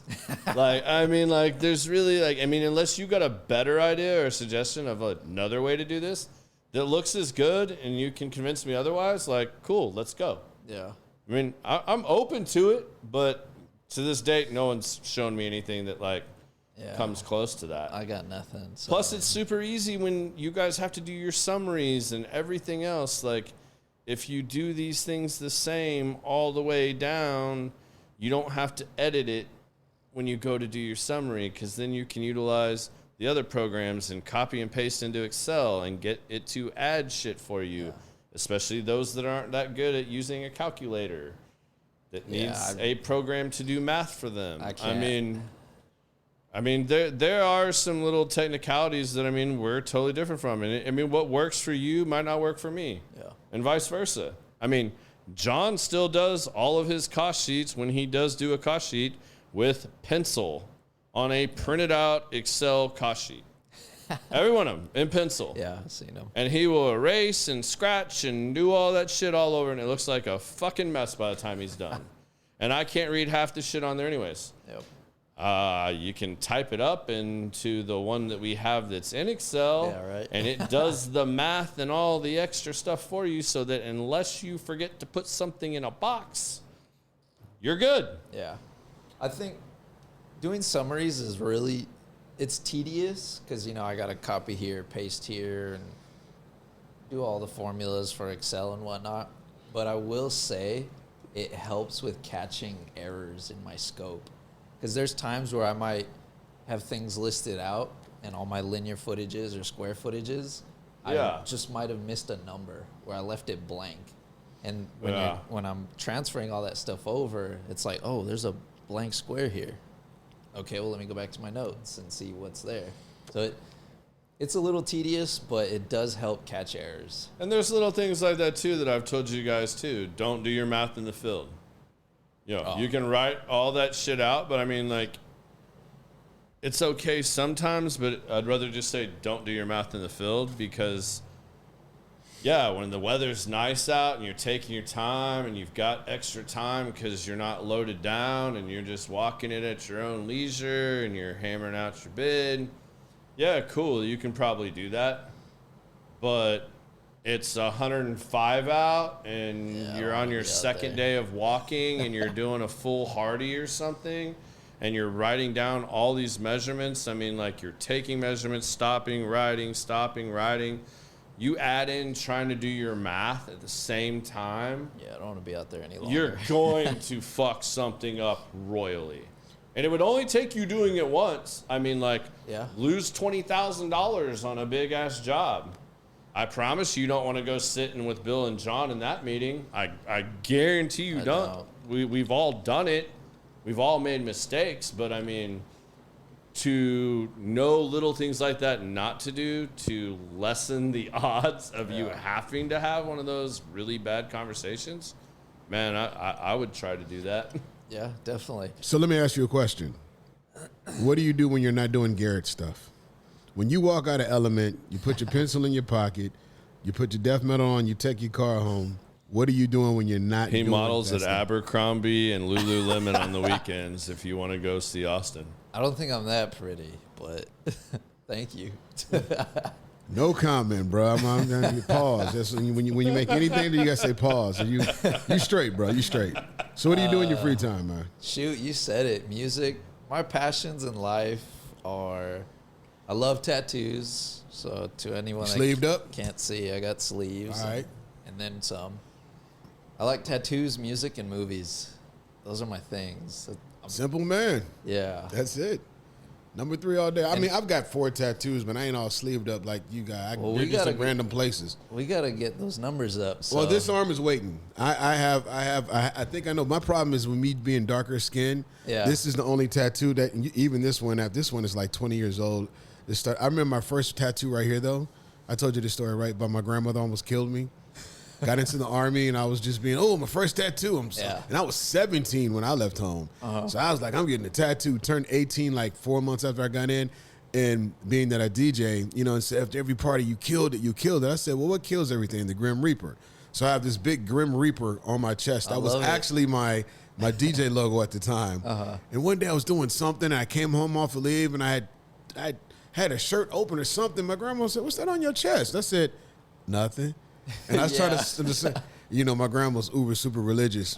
She ripped the shirt open. You got the devil on you. Yeah, I bet. Man. Ask Austin about the one he had removed. Oh, I got, I mean, I still got mine. She got it, but I didn't have to have it taken off. But, man, your story's probably way better than mine. Well, I first started getting tattoos in high school. Everyone had a buddy like, there's someone in high school that had somebody got a gun at the house. Yeah. Yep. Oh yeah. So it was like, dude, I've been wanting to get a tattoo. Let's do this. So my first tattoo, I ditched class and went to go get tattooed by somebody in high school, and I just kept getting a few bad ones after that until I was like, I gotta start forking over some money for this. But first time, my grandparents raised me, and I got a tattoo here, and so I always had it in the back of my mind. All right, if I'm getting out of the shower or something, put a shirt on. Don't want Grandma to see it. Well, I forgot one day. Grandma saw it. Your aunt wants to see your tattoo on your belly. We're not going to show it. It's still fading. But Grandma saw it, and she was like, what's that? I freaked out and was like, it's an airbrush tattoo. Yeah, she didn't buy it. So... Let me get some cotton swabs, and it ain't coming off. What's that? No. My boy got a tattoo. So there was this big fad of getting like Japanese writing and tattoos or whatever. Yeah. And he got one. And one time a girl who's at a club, she's like, what's that on your arm? Let me check that. What do you think that says? He says, I think it says I'm a something man. She's like, nah, that's not what it says. He's like, what does it say? And I, till this day, I gotta ask my brother what she said, because she took him over to the corner by the bathroom in this loud ass club, and when she told him, he got so pissed he left. And when we bring it up and we try to get a picture of it or whatever, he got it done over, but it was bad. I mean, like bad to the point. Most tattoo artists, unless you can provide multiple verifications that it is what you think it is. It was in this book. They won't do it. I mean, the good ones won't. Oh, no. He went to the hood and got it done. And it was legitimately what was in this book, but the guy thought, and it had this. The guy got a book, says this, and boom, you can do it. To this day. Man of war. Yeah, that's what he thought. Man of war. I don't know, but it had something to do with his anatomy. Yeah, it was bad. It was bad. Wow. Well, I can say this. Like, Austin, because when he was getting his amazing tattoo on his stomach. That's the first. Yeah, that was weird. We've had haunted shit. You brought up the devil. My bad. My bad. Like, haunted shit has been going on in this room for like the last 3 or 4 episodes, bro. No, Seriously. this is only the second one. Like that the only one is me then. When Andy Cordina was on here, we took pictures, and y'all can see it on there. There's like a black, like bleeding spot right here on the wall in between us. And it's not in any of the other pictures we took. Like, just out of nowhere, this, like, I don't know. I'm not super into all that shit, but it was weird. It was pretty crazy. But yeah, Austin was getting this amazing tattoo he had on his stomach lasered off. Yeah. And I was getting ready to have some laser work done on my back to get that one because I was going to do a cover up or just, get rid of it. And he wasn't lying, bro. And I hadn't had a tattoo in like 20-something years. Oh, that's rough. Laser is 1,000 times worse than a tattoo. Like, getting it lasered off, I mean, granted, it doesn't take as long. Yeah, that's the thing. But while you're doing it, it is 1,000 times worse. Like, it is... Yeah. It's grit your teeth. Like, it's not fun. And I can only imagine... the more sensitive the area, how much more that magnifies. Because then I just recently went and got some ink, and I couldn't believe how much it's advanced in 20 years. That, man, that gun that dude tattooed me with, I mean, I'm sitting here for 4.5 hours just scrolling on Facebook and watching movies and shit and, like, just chilling. Wasn't an issue at all. Yeah. I'm like, granted, it was on a meaty part of my arm. But I say anytime someone asks me like, "Oh, do they hurt?" I tell them they all hurt. My shit was excruciating. I mean, where you get it depends on that a lot. Some are worse than others, but man, people getting them on fingers and necks and faces. Yeah. I'm like, there's to me, no like way. The way I was telling Sarah about this when I came home, and it was when they're doing the whole outlining thing and they're just getting everything there. That's a breeze for sure. The majority of that, like, it's not painful. It's the inking and the shading. The shading, when they're stretching your skin and they're going all different ways and doing all the different techniques to create what they need to create. Yep. That's more uncomfortable. But none of it was near as bad as what I did 20 years ago. Granted, one was legit and one was done with the tracing needle. And this is definitely the first sober tattoo, which definitely makes a huge difference. I thought it'd be worse because doesn't alcohol thin out your blood or whatever? For sure, you definitely bleed a whole lot more. This one healed faster. It was way better. Shout out to Ethan Hubbard. That dude's a badass. Don't y'all go start trying to book him all up, too. I had to wait Did you see the one that he wants to get, this big-ass Picasso art piece? I saw the one he started. And that's nothing compared to what he wants to finish. Are you going to ever finish that thing? You're talking about the one on my back? Yeah. This guy's going to do it. It's just... He's going to be in the hospital for a month after that shit. That's a lot. It's an entire back piece. That's a lot of hours, man. Like, because he told me to do that full piece is probably anywhere from 30 to 40 hours of sitting. So you do that. You can't lean back. How do you sleep? Like, do it in 6 to 8 hour sessions, depending on if you can take that. I mean, I just did 4.5, but that wasn't on my back. So we'll see. I'm undecided. If I do it, and what I have planned to do, Ethan Hubbard is definitely doing it. He is 1,000% the guy to do that tattoo. Glad he found everybody at work, when he gets his tattoos done, make sure you give him an attaboy, smack him on the back. Good job, Garrett. You know what? I made it through a couple days, and literally once I got to work, those were the first people to come up and slap me on my arm, and they had no idea. Half of them. Ain't touched you ever. All year ain't touched you, and all of a sudden they felt like, except hey, man, that second day when the second skin was still on, and like my sleeve was literally bleeding black ink. Yeah. Like Austin looked at me, he's like, bro, what'd you do? Imagine how they did it back in the days of the Yakuza in Japan, where they literally just did it one little And that is pinprick true, at a Evan. time. Evan is absolutely correct. I literally was fired by 2 tattoo artists over trying to do my back piece. Yeah, I was there for one of them. I can't be more thankful that they decided not to do it, because you know what? Like, they weren't on the same page with me. And it's an eternal piece that's on your back. And it was worth it. You know, I mean, I lost some money trying to go down that route and do it. But, I mean, I'm way more grateful, because I promise you again, I don't want to do laser again.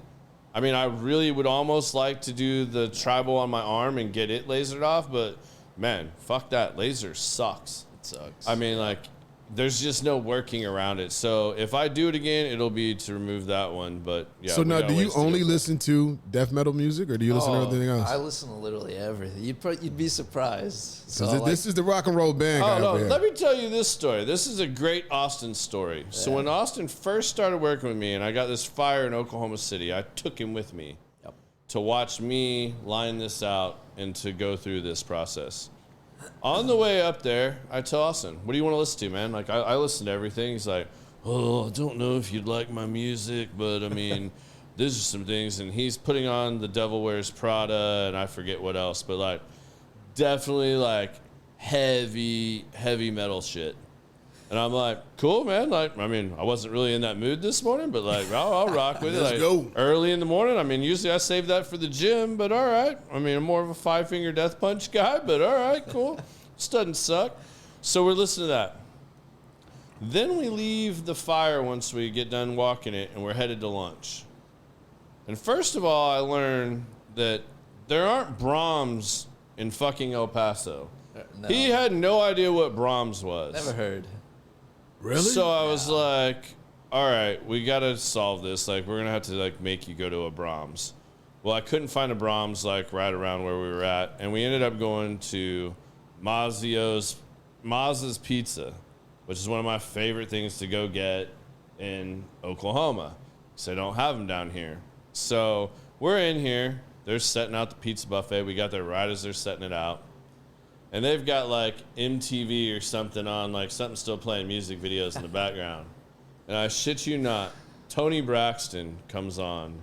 And this fool starts like wigging out. He's like, man, I love this I song. love me some Tony Braxton. And I'm like, wait a minute. Was it new Tony or old Tony with the short hair? Old Tony. Yeah, man. Yeah. Hey, I gotta he's agree like with him. 29 at the time, bro. He wasn't even born and when this song came out. To death metal, and now he's talking about I love me some Tony Braxton. All right, so how did you find Tony Braxton? Dude, I'm well versed. I see. So I told you, man, he's 16 with a 55-year-old soul.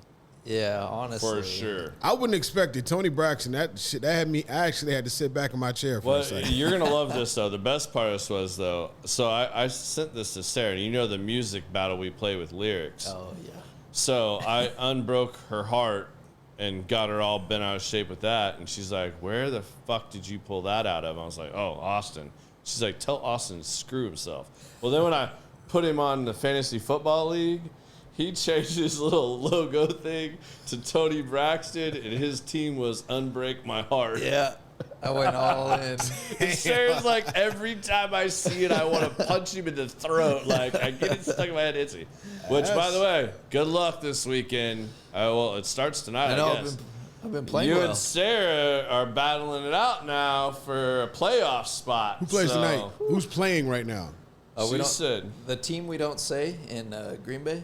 And I'm a Bears fan, so I hate the Packers. Yeah. I don't know who they're playing, but it's Green Bay.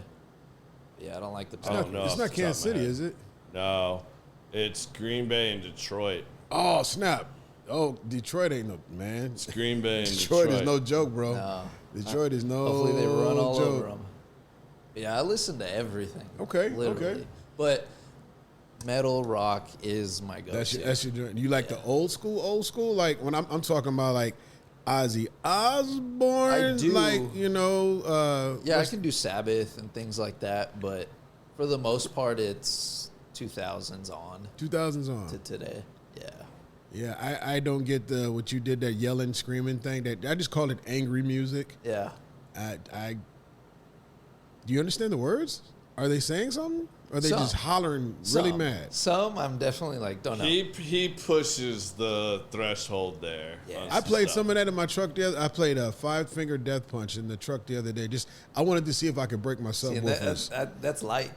Is it? Yeah. Man, that triple pedal. Brrr, brrr, brrr. My wife thought I was in the driveway shooting a pistol. She's like, "What are you out there shooting?" I'm like, "Nah, that's just the music." She like, put some Tool on in there. Yeah, I go hard on that'll for the bass in your truck. Yeah. That'll light it up. Yep. Really? You have a system? Oh, yeah. I love pedals on the system. He had to go back to playing with his stereo because he couldn't make his truck louder than my sucker mom wagon. Your old Cadillac. Yeah, his old Cadillac. Yeah, he had a louder startup. Yeah, he blew, well, even when it wasn't cold, it was still loud as shit. Yeah, he cut his pipes off trying to. I put mufflers back on and it's still loud as hell. Though. On your Ford? You have a Ford, right? When he's on it, man, it's loud as hell. Oh, really? It's stupid. My neighbors, like every morning, it's programmed to go off at 7:20 because I take my kid to school at 7:30. So I'm literally the neighbor. Nobody sets their alarm clock. They just know, like, when my truck goes off, they got 10 minutes to back out the garage, and we all go to the school, which is right You down must the street. really mess them up as much as you travel. You're gone, and the whole my shit goes off at 4:30 in the morning, 3:30 when I go try to catch an early flight. Boom! And then I come out and I see lights come on. I'm like, shit. And I try to, like, go out the neighborhood really quiet, and it doesn't. All right, well, I will say, this Padron, this is legit. It's worth the money, the $10,000 you spent on it? It's not $10,000. It is an expensive cigar, but this is worth it for sure. If you like Padron and you like a Maduro darker cigar, this is definitely worth it. I have a question. Yep. You've seen all the facets. You're in the estimator part of it. Do you see yourself going further, wanting to do other areas, or like you said, some people just like it where they're at? Do you want to elevate and do other things within the industry now that it's been a year and a half that you've seen it? Has anything else kind of caught your eye that you think you may want to work towards?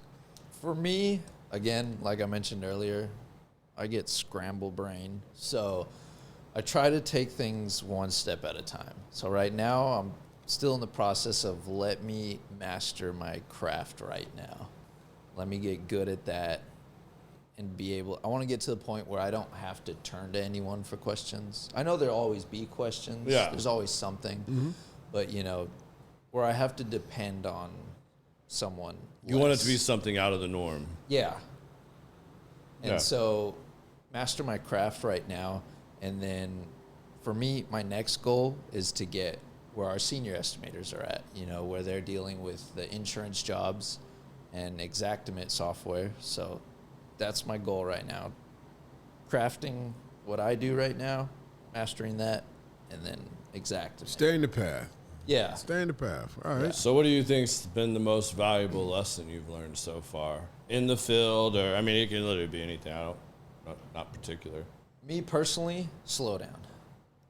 Because, again, like, early on, there were some jobs where I'm like, oh, easy. Just get the square footage here, the linear footage here. Cool. And then I'll bring it to you, and you're like, well, what about what's under that or what's over here? Or what caused that? Exactly. And I'm like, damn. So when I get to a job, I'll remind myself, slow down, zoom out. What are we looking at? And am I missing anything? So that's it for me. Like recently we had, which in the past I would have missed it, that job at Crossroads we had. It was simple. They sent it to us, and I went to look at some rotted metal posts on some landings. Mm-hmm.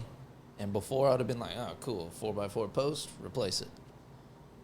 But this time I saw the post, I was like, dude, that is like way rotted out. Why? Where's the water coming from?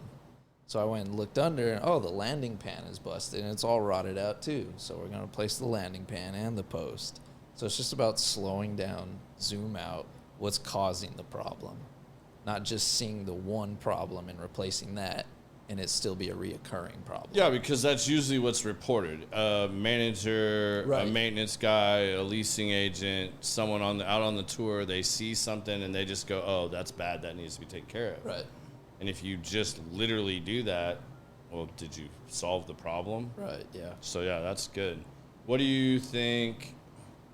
Let's see. What do you think what has been one of the biggest challenges problem solving, just coming from what little experience I did have. Whenever I'd see something on the job with, shadowing other estimators, and I might see something. Again, it kind of ties back into what I previously said, but when I see something, it's like, oh yeah, sure, let me just replace this. But it's like, well, no, because behind that wall, it's shot too. Yeah. So it's just problem solving, digging deeper beyond what's surface level and figuring out that for sure. What project, is there like a project or a certain property that you went and looked at that you think you learned like the biggest lesson from, like really like was something just you really didn't expect, or like? Yeah, I believe the property was Belmont in Arlington, and it was some rotted out siding on a patio and balcony, like the whole side. I know exactly which one you're talking about. Yeah, the whole about. side was rotted out, and so for me, that was a surface level job. I was like, well, yeah, let me just replace the siding and all that rotted wood I see. And then we dug up under it, and the whole wall was shot. Termites. I mean, yeah, it was that was a. But I should have seen it because there was a lot more. There was a lot more you should have caught. Yes. There was a lot more that you should have gone, why is this as bad as it is? There's too many areas that it has to be more than one thing, which it was. The termites, I can't see chances of you catching that would have been really, really slim. I mean, myself. Yeah. I mean, a lot of times, like, especially if they've been treating it and you can't see active termites, that could be really hard. Yeah. But that particular situation, there was like 2 or 3 things that had deteriorated to the point that it was causing all the damage it was. And yes, it was, I would agree. I think out of the ones you've brought to me, that's the one that stands out in my mind. There was enough rot there for me to be able to see there's more behind this. So your uncle just hit me up and he says, in pivoting to your other things you do besides elemental stuff, he says you hunt. Yeah, that's because of Hero, one of our other estimators. He's got the itch. Yeah, I do, man. So growing up, I always wanted to hunt, but I didn't have the resources or know anybody. El Paso's not a hotbed for hunting. There's not much in the desert. Don't you got boars and shit out there like we got? No. Really? There might be javelinas, but not El Paso. Chupacabras or something out there you can shoot at? I don't know. Coyotes. We got them shit. I got them in my backyard. There's mule deer and shit out there. Yeah, but Texas is private land for the most part. That's true. So there's no public land out. So what are you hunting, or what have you got what has been your introduction to hunting since you've been here? Ducks. Yeah. So one of our estimators, Heroes, been duck hunting for 30 years. Longer. I've only done it on Nintendo, so I never. Oh, if you get the bird itch, that's. And my thing is, I love cold weather, even when it sucks. So for me, which is the best time to hunt birds. Yeah, the elements are a challenge, but I love it, and so anytime Hero texts me, "Hey, hunting? Yep, I'm there. Let's go." Yeah. What kind of what's the rifle you use? What's the caliber for duck hunting? Shotgun. Yeah, 12 gauge. He's a 12 gauge. Wouldn't that blow the bird apart? Or are you just shooting little pellets? Yeah, you get different size stuff. Different load speeds, like they make teal shot. Teal are really fast. Yeah. So you can get some higher velocity, or if you're shooting goose and crane, get goose shot. load, higher velocity, bigger pellets. So they change the pellet size. And they're flying, so I mean, you got to lead them. Yeah, you're catching them at a distance where you're not just exploding them. You'll have to ask Hero about the 2 times that I went with them, and ask him to tell you the story about the time that they claimed they shot all the birds, pretty much. And those fools shot I'll give Hero. Hero definitely probably shot about as many birds as I did on this first trip. Was it an Amarillo or a Lubbock? No, we were just out hunting. I think it was at his property. Oh, okay. But I got frustrated because like we were all divvying up birds, and these guys were taking pictures like they shot every damn bird. Yeah. By the time I got out, well, I guess I shot nothing. Oh, yeah. Here's some extras over here, you know, like, which I didn't really care because I'm not big on eating just the regular duck stuff. I usually will give it to our subs. They make tamales out of them. Yeah. Ooh. And that is awesome. If they do what they're doing with that duck meat, that is awesome. Yeah. I mean, I'm all in on that. But sandhill crane, I ain't giving you none of my crane. See, or the geese, I'm not giving you any of that really either. I mean, maybe some geese, but definitely not the sandhill crane. But so the second time, we went on this airboat up in Oklahoma on the river. And I was like, all right, I'm going to teach these fuckers. So, and good thing I did too, because we had a horrible guide. He kept calling and calling these birds. And the birds would be locked up and coming in. And as soon as they'd start coming in, he'd start blasting again. So they're like coming in, and then they're doing this and taking back off.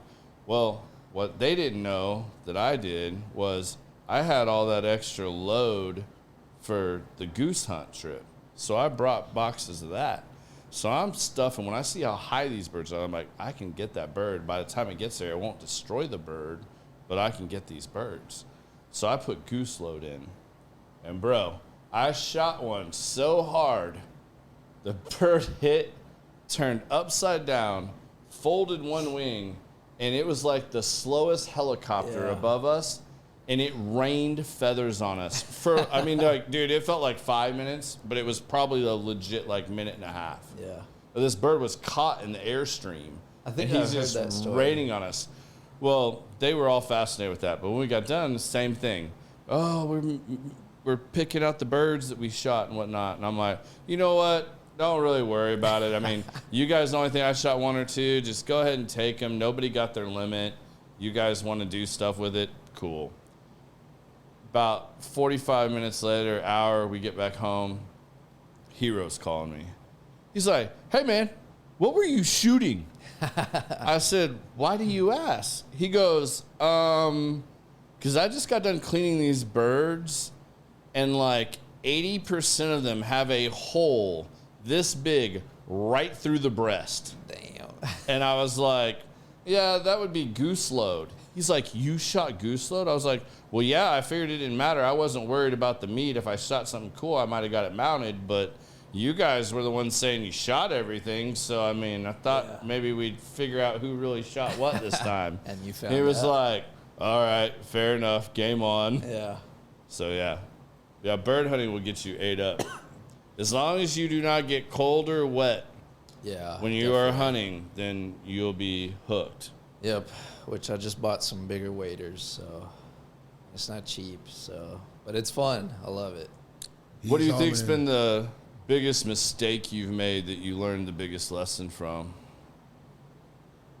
I think they're all related, honestly. Yeah. Just about zooming out, slowing down, looking at the whole scope of the job other than just what I'm seeing. I just think that's it. I think I can relate that to everything, all my mistakes, if any, and things I've learned. Just that, truthfully. What do you think you need to grow in the most? What do you think we could help you with the most? Like, what do you think's the next hurdle for you? So I think there's, certain jobs. Carpentry, I'm pretty confident at. Mm-hmm. I think I can do all that by myself, handle it, and be confident. I think anytime we're dealing with, I know we don't deal a lot with interior stuff unless it's our guys doing insurance, doing floods and whatnot. But I know once I dabble in that, it's going to be another thing where I'm like, hey, rookie here. Like, I got a lot of questions. Yeah. But right now, I'm pretty confident for the most part. For me, one of my biggest concerns is just building my scope correctly. That's what I worry about.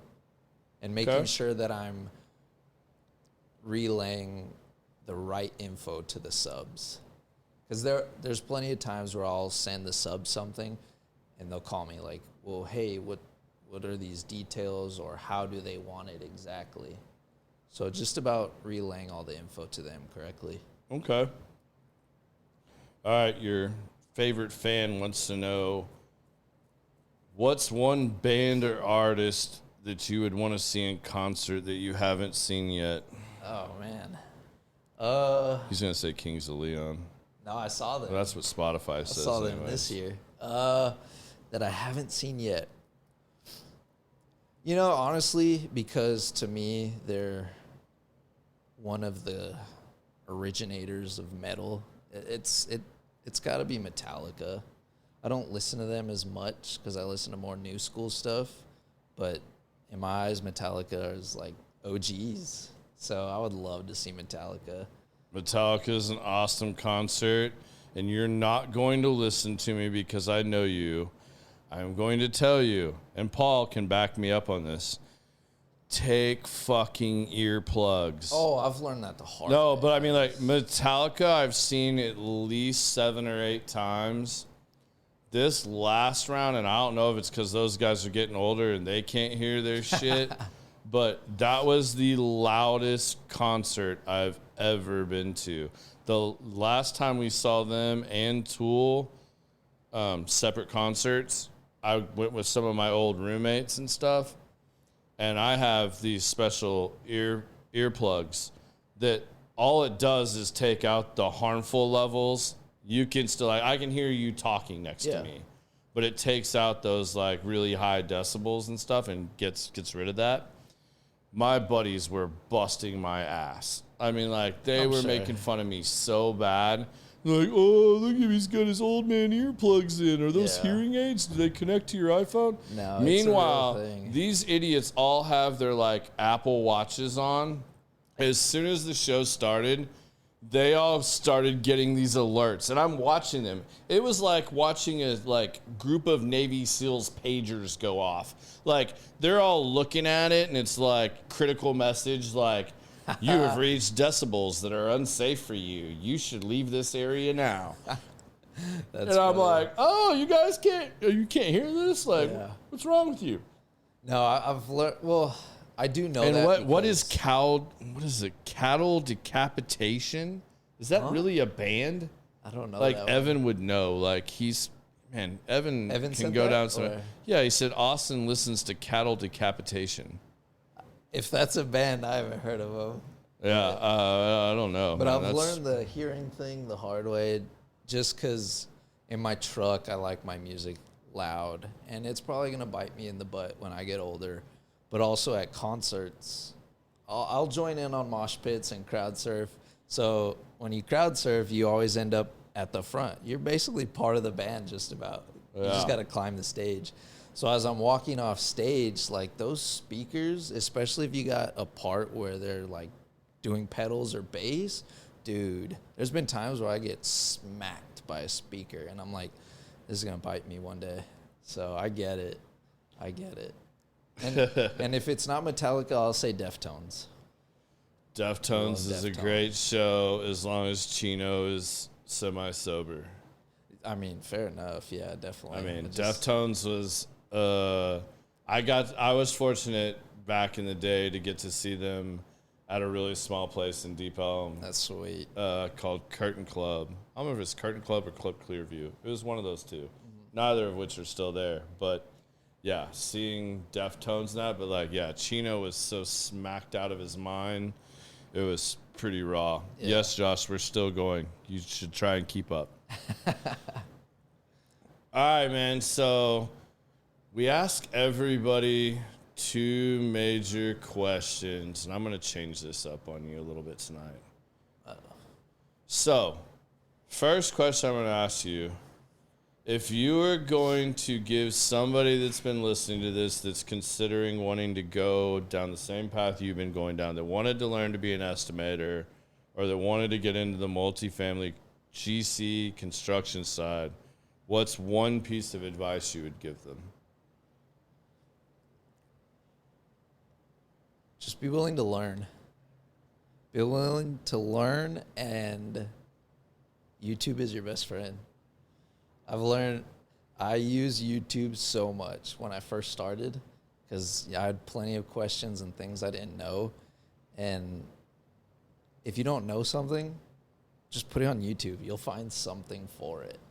There's one. It's true. I mean, you sent me a lot of YouTube clips, and I can even remember Adrian busting your balls when we would be hanging out up here. And he's like, "Oh, look, he's kissing his boss's ass. Yeah, he's over there studying." I'd have my laptop here, and I was like, man, I look like such a brown noser right now. I was like, but man, I'm just trying to keep my job. Yeah, no, but I mean, like, it's good, man. Like, you literally took a lot of initiative. Even when things were slow or you were waiting for your class to start or whatever, man, like, and it shows, man. Like, I mean, like, you've made a lot of ground in a short period of time. So, Yeah, kudos to you, man. Just be willing to learn. That's it. I mean, that's it. It's pretty simple. All right. It's not, and it's not, but Now we'll wrap with this, and then we'll let you out of here so you can quit squirming over there. What? We let everybody give us their 2 cents. It's Common Sense, the podcast, so maybe there's something I asked you, excuse me, that you wanted to expand on a little more. Your 2 cents. just anything. All right. The few episodes I listen to, I'm always hearing what people have to say. And I might go a little different route, get a little preachy on you, but I'll tell everyone to give Jesus a chance. Yeah, however that may be. Whether you start praying or you open up the Bible and just read a couple chapters. If you do, open the New Testament. Just my advice. But yeah, just give Jesus a chance. So a lot of the things I talk about in my past, my conversion was because of that. That I came to Jesus about 2 years ago, and that was when I used to be an atheist. I didn't believe in nothing. When people asked me, I was like, oh, I don't believe in nothing. There's no God. There's nothing. Like, you die, that's it. You know, none of that exists. So I think if there's something there that can transform you, and I just would tell everyone, give Jesus a chance. He can heal some of your wounded areas, definitely. I agree, man. Like, it's, that's one of those things that, like, it's almost taboo anymore to talk about. A little bit, which is why I kind of wanted to say it too. Yeah, I mean, and I get it, and I have my own issues with that. And I mean, I think that's where a lot of people struggle with it, is because there's so much money involved with organized religion. Yeah. And there's corruption in everything. Mm-hmm. And clearly there is definitely corruption within all religions. And yeah, of course. People have been taken advantage of. People have been manipulated. People have been lied to. People have had all these things. But it's sad when a lot of people will completely look away from it. I mean, like, I've seen a lot of posts lately about, just different aspects of religion. And it's interesting to see what people are questioning or what they're struggling with or whatnot. I mean, like, I'm not a perfect example. I've had my own battles with all of that. And, more and more people speaking up, at least sharing what they feel, but not having to push it on anybody. Yeah. You know what? Like, I mean, like, letting people make their own decisions. I've said for a long time, as long as you believe in something, I'm cool with that. Yeah. Like, I have a hard time with somebody that says, like, I don't believe in anything. Yeah. Like, that's pretty hard. That used to be me. Yeah. Yeah. I mean, like, but I mean, like, I don't understand. You know what I mean? It's more from a lack of not understanding that. But to each their own. But yeah, I mean, dude, that's solid, man. That's a good one. I don't think anybody's really gone there with that. Maybe one other I can think of. But yeah, not many. Well, dude, I know this was a little bit of a stretch for you in your comfort zone. A little bit. But I want to thank you for agreeing to do this and share your journey on here, man. People ask about this stuff all the time, so I'm really glad you came and shared your story so far. And who knows, maybe in another year or so we'll have to have you back on and see where you're at, what you're doing then. We'll do the annual review on here. Do your annual review on here? All right. I mean, if you want to do it like that, I mean, I'm down. I don't know what our HR department's going to think about that, but I mean, I'm sure I can talk her into it. We'll leave the numbers out of it. Yeah, we'll leave numbers out of it and just do your review on here. All right. I'm down. And we'll talk more music next time. Yeah, we can do that. I know you sure. like music. Yeah, man. So. I mean, dude, my music buddy's been hammering you on here. Like, there's so many things. I was like, I could go down this rabbit hole with you on music and them all day. I love it. They're throwing Gojira out. I love and all Gojira. This stuff. Like, yeah. Pimpedelic, you know, and there's all these things we could educate on. I'll have to, we talked about it once before, I'll have to get you out on one of the guys groups when we go out see some of these shows down in Deep Elm, because all that's right up your alley. I mean, not all of it's going to be like Devil Wears Prada for you. Yeah, I got to get some. We'll introduce you some stuff. I got to get warmed up. Or if you're bored, I'm not as big of a fan, but I mean, Jackie's birthday's tomorrow. Okay. And he really wants to go see King Diamond. I don't know that. So, I mean, maybe he can go expand your world, and you can go babysit Jackie on his birthday and take him down there to go see King Diamond. All right. Well, dude, thanks for coming out, man. I appreciate it. Thank you. So next week, we will be back. You guys have seen Alex Shaw, the whiskey weight loss guy that I did a lot of stuff with. This will be the first person that's ever been on here 3 times, aside from me and Biz, which we don't count. But Alex is coming back on. We're going to go down some different paths with Alex. Alex has had a lot of things going on. So next week, Thursday, same time, same place, we'll have Alex on. I think it'll be a good way for you guys to go into the new year. A lot of you are setting your goals and all these promises you're making yourself of what you're going to do to fix your health or be in better shape or whatnot.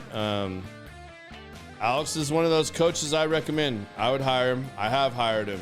He helped me tremendously, and I'm interested to see how we flip this one around and take everything we've done before a little bit further, and maybe you guys will learn something from him too. So we'll have Alex Shaw back on next week, and we'll see you guys then. Peace.